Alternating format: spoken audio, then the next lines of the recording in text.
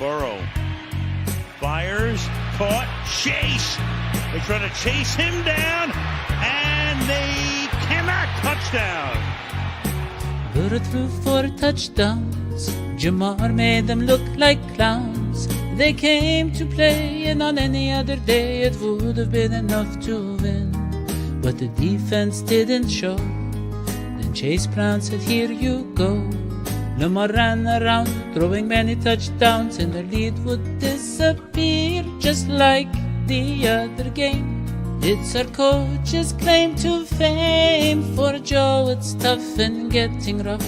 He'll probably end up lame. He can't get any calls, 'cause the refs, they have no balls. A loss again, naturally. Welcome to the number 1 Bengals podcast. I'm your host, Daddy McDuke. I'm joined as always by John Double Brain Sheeran. John. Yes. It's on the brain, actually. Yeah. Double brain. John, here we are again. Bengals lost a game that they had in their hand. 2 touchdown lead, ball in the hand, and they fumbled it away. More importantly, it was the AFC North game. More importantly, John, they go from being potentially one game behind the Ravens to almost out of the race. And a big game against the LA Chargers on Sunday, but 4-6, John. I mean, it's like we've been saying must-win game for like 9 weeks now. And it's basically, John, it's like they have to go on an incredible run. They have to just basically almost win out to have a chance. I think that's been the case because you just didn't expect the entire AFC to be as incompetent as the Bengals are. I guess every team, aside from the Chiefs, you keep lucking into these wins. Did you know if every one-score game was flipped, the Bengals would be in first at 8-2, and the Chiefs would be like 2-7? That's just how it goes sometimes. It's also a trend, I would say, that the Bengals continue to lose these one-score games to really good teams. It's more of an indictment on some of the bigger issues that they have. But the reason why we're still talking about this Bengals season is because they're in 9th place in the AFC, and if they beat the Chargers on Sunday, which is not out of the question by any means, they're right back in the AFC playoff picture, and they have a handful of games against teams that don't have really good offenses, which has boded well for the Bengals this year. They have the worst strength of victory in the NFL. So when they face a good team, you can almost assure yourself that they're probably going to lose that game, and somehow, some way, that they're not out of this yet, despite being 4-6. But when you start 0-3, when you start 1-4, you end up putting yourself in this spot in the first place. And the fact that it's not over it's not necessarily a sign of it's promising for the Bengals. This is just what the NFL is right now with the AFC, and the Bengals are still somewhat relevant. And I don't know about you, Daddio, but it doesn't seem like a lot of people outside of Cincinnati are giving up on them because of Joe Burrow, and that's still relatively new, I think, to a lot of people. Yeah, it's exactly because of Joe Burrow. And when combined with Jamar Chase, I mean, he is a great offense. Those two are a great offense. The offensive line, John, I was looking, they're just about where they were in previous years. Run blocking, about last in the league. Pass blocking is like maybe bottom 5, not even bottom 10, right? They're about what they were. They're really bad. John, you've pointed out the interior of the offensive line is really bad. They should move people around, right? Smash some people's heads around, get something going. And I agree. But, John, here's the thing. The offense can stay afloat. The defense, I mean, they can't be relied on for anything. No. I mean, there are short periods where they will, like the first quarter, I guess, against the Ravens, where they can, slow a team down. Against the Chiefs, I guess they did well, but we now have learned that the Chiefs are not actually a great offense this year. But there have been those periods, but we can't rely on them. And that puts a lot of pressure on the offense to not just get ahead, but to get way ahead, which they were trying to do against the Ravens. And maybe that's why Chase Brown fumbled, is like they're still in attack mode all the time. So all of these teams are bad teams, but the Bengals have a ton of pressure. Joe Burrow, Jamar Chase have a ton of pressure to just be perfect every single game. Well, that's why when they were up 21-7, even before the Chase Brown fumble, which I believe the fumble did happen when it was that score, there wasn't any comfort, I would say. You're still playing in Baltimore on a short week against one of the best offenses in the league. I think the reason why the Bengals ended up getting up that far is because out of every team that Baltimore plays, like the Bengals know how to play them the most. Like they have the most intimate knowledge of defending Lamar Jackson. They've centered their entire defensive identity when their defense got good in 2021 around stopping Lamar Jackson. That was when he only had one MVP, right? So Lamar did Lamar things, and naturally this defense is still not fast enough to match up with elite athletes of that caliber, and obviously Lamar is one of one. But yeah, like all that they have right now is Joe Burrow and Jamar Chase, and without Orlando Brown Jr. healthy, he didn't practice on Wednesday. We don't know if T. Higgins is going to play. Mike Gesicki has stepped up in some cases, and Chase Brown has had some flashes, but a lot of what they can just control right now is that Joe Burrow and Jamar Chase are on a heater. Like, it's the leader in passing yards and passing touchdowns, and it's the Triple Crown leader in receiving in Jamar Chase. Those don't depend on any like variables about their other incompetencies on offense. Like, they can just spam that every single week, and they can still be competitive. And it's like when you have those two guys playing at that level, 4 and 6 is basically inexcusable. And you talk about pressure. It's not just it's pressure from multiple ways, because it's not just about outscoring decent offenses because your defense has no chance of stopping it. Like you said, the offensive line is as bad as it is because they have arguably the worst starting guard duo in the league, and they only have one possible somewhat solution, and they would still have at least one liability that they would have to work around. So yeah, it's not looking great, but that's the one thing that they can't rely on, and it's why they're still in it. Yeah, and John, to your point, we kept saying, okay, the offensive line, I was saying on the show the first couple of weeks, it's different. We fixed it. It's better. And by fixed it, I meant average or maybe a slightly above average. Mm-hmm. Well, guess what, John? They're as bad as they've ever been. In that game against the Ravens, John, that was the third most QB hits poor Joe Burrow has ever taken. And the other two games were his rookie year, 2020. So, I mean, it's not good. The offensive line, it's not one or two bad games, right? I mean, that first Ravens game was really bad, and there was another game. I think the Giants game was really bad. I mean, whenever they face good pass rushers, it's terrible again.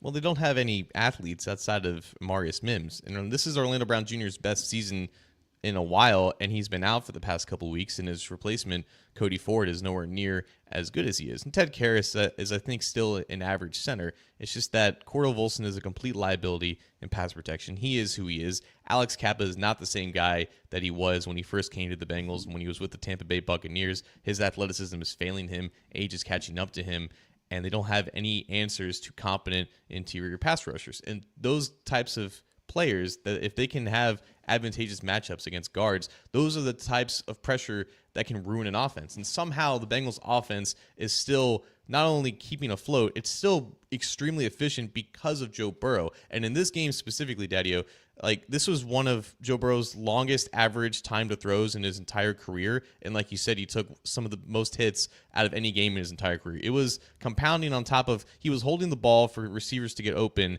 and he was taking a lot of hits. So it wasn't just like the offensive line was losing quickly. He was trying to make it work with what he was looking at downfield, and the offensive line failed him because of that. So it was kind of a double whammy of like him trying to do a lot, and him and ended up doing a lot. He was doing a lot. Yeah, he still had like amazing game, but yeah, it's the only way we had a chance. I mean, yeah. I agree, but I agree. You can say that. Yeah, he wasn't. But here's my thing, John. Yes, we can go analyze the sacks and see, okay, this caused that sack, this guy. But like you said, the net positive, Joe Burrow knows what he's doing. He knows what he's doing. He's talked about this, the whole sacks, the trade-off and all that, especially on third down and all that.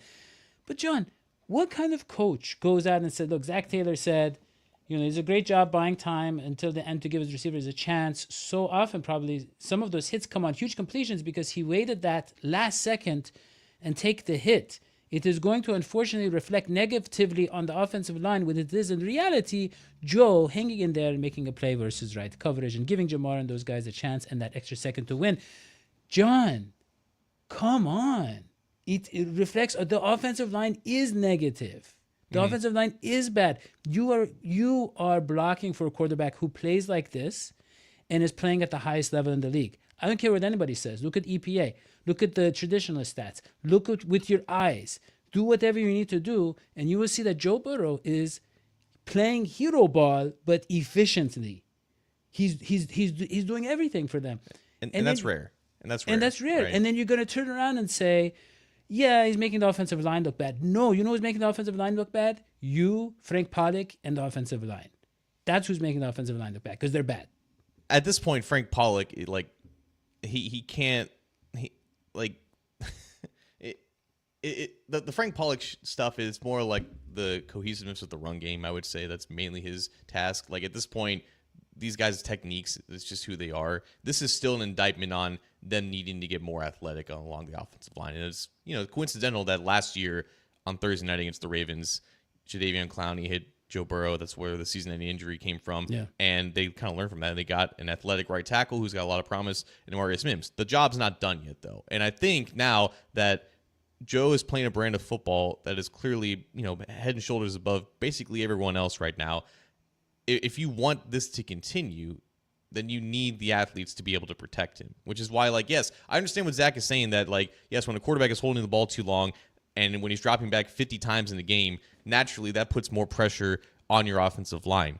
And if you don't have the guys to do that whenever you need to be able to have these types of games, these are the results that you're going to have. So it's more just we just don't have the personnel to do this, and Joe's just making it work. So I understand Zach not throwing his offensive lineman under the bus, but I think everyone in that building knows that they don't have enough. They don't just have the juice up front to protect him like this. John, that guy, who is it, Marlon Humphrey, took a shot at Joe Burrow's back, and he was wincing in pain. The offensive line was just like, oh, I guess that's that inexcusable. happened. That's inexcusable. Yeah, I mean, John, we talk about glass eaters.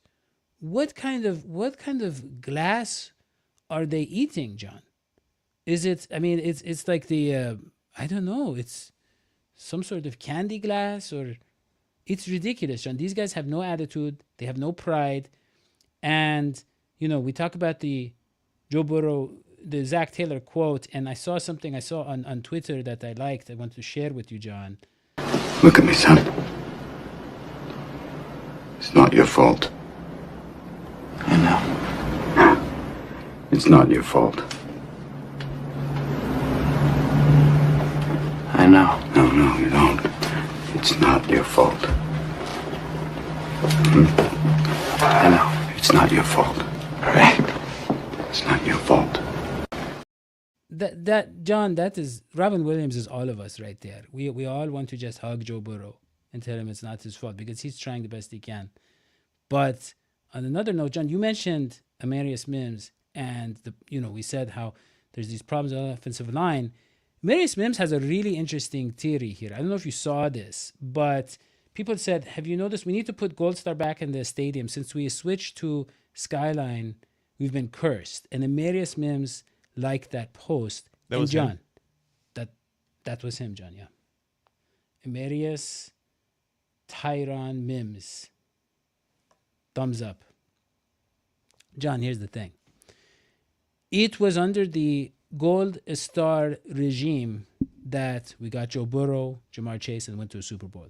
We made the switch, and look what's happened. I think that not Mike Brown's front office management. Get brain seeds out of here. Get out of here. Gold Star is trash. There's a reason why they dropped the Chili moniker. They cannot compete with Skyline. I will not stand for that slander. Get the hell out of here. Okay. Well, I guess Amarius Mims is not coming on our show. Oh, he can come on the show. I don't know if that was actually him, but I will not accept any Skyline slander. It has nothing to do with this. Let's move on. Yeah, let's move on.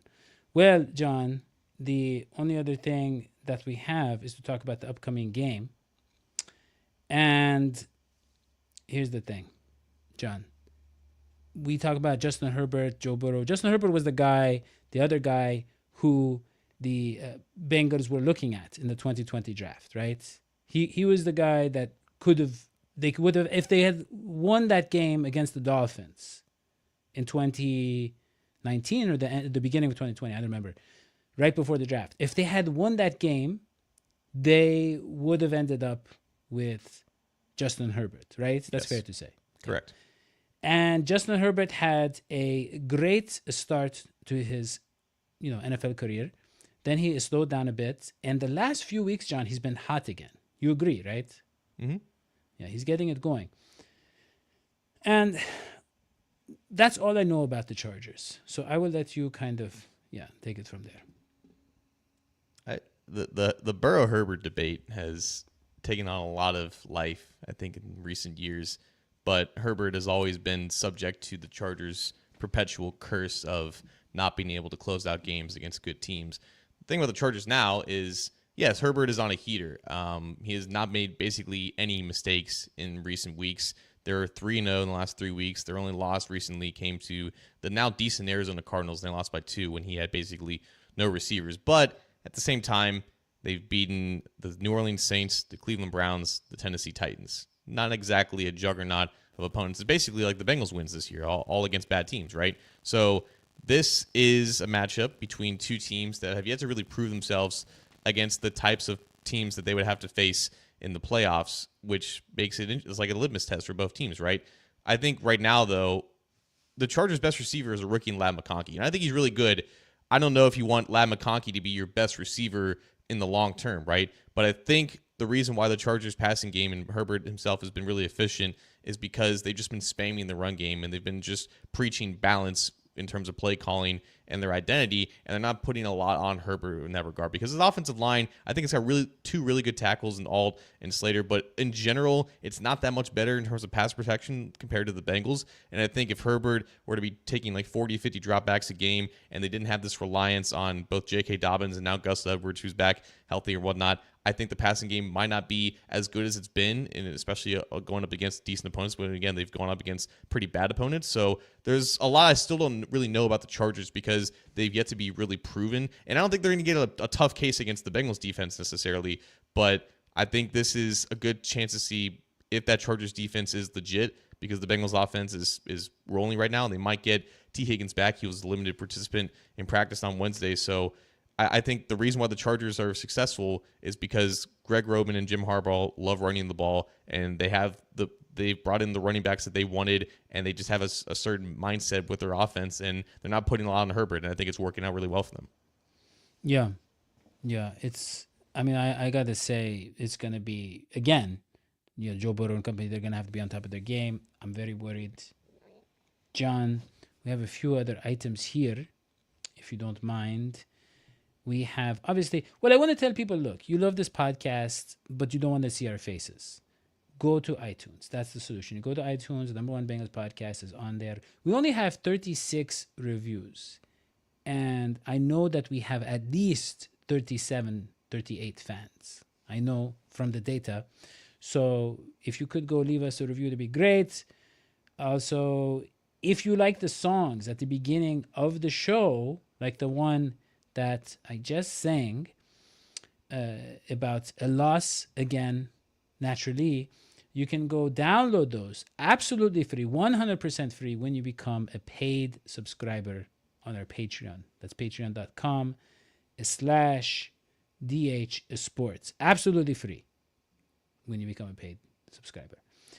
And finally, John, do you want to talk about helmets? You look like you want to talk about helmets. Helmets? We have helmets? We have helmets, Tell me more. John. Yeah. John, well, make sure to take yourself off mute when this plays, and here we go. So, John, here's the thing. So shiny. Yes. They're very shiny, John. They're very expensive. As you know, the shiny. Not that expensive. Not that expensive. Not even $700. They're only $670.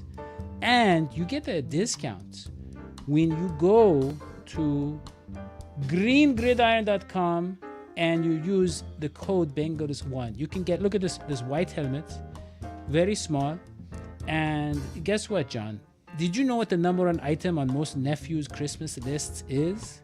It's this helmet, the white helmet. It's on all the nephews. That's why they love it. But then you're like, hey, you know what? I need I don't know. People are kinky. Maybe I want a helmet for my toe. This helmet would fit your big toe, and it's only $10.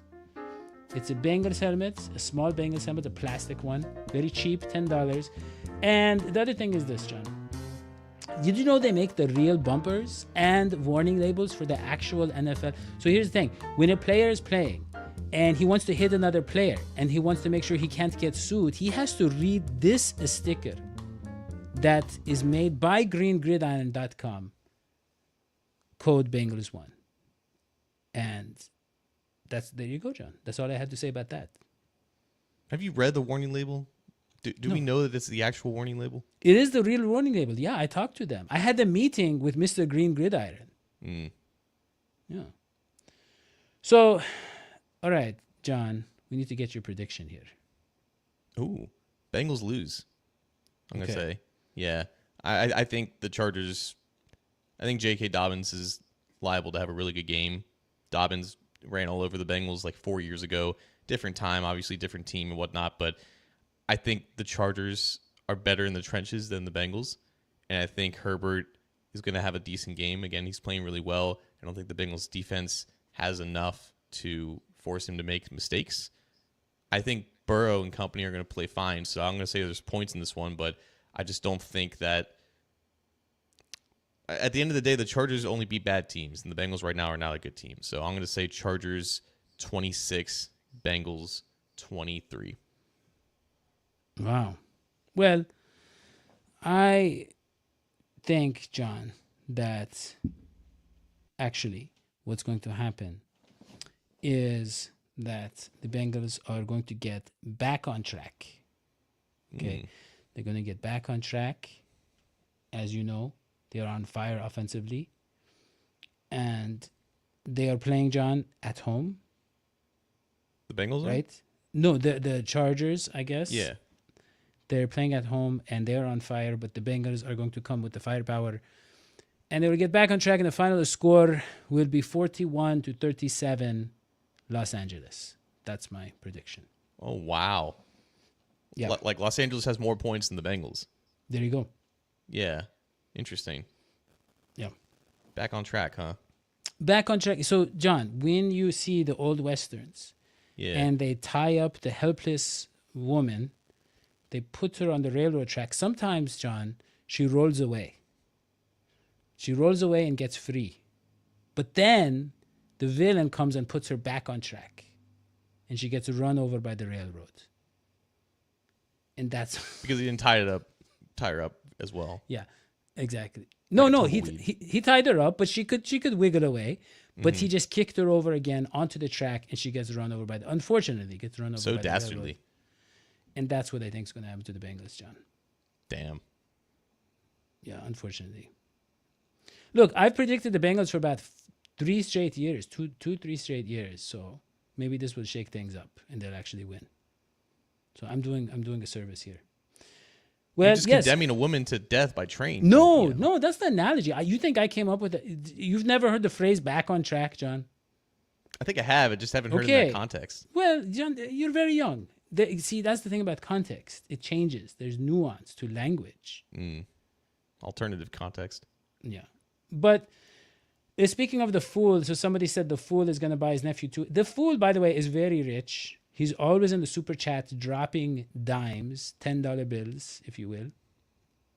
And we love the fool. We love Sealing Cat with the brilliant comments.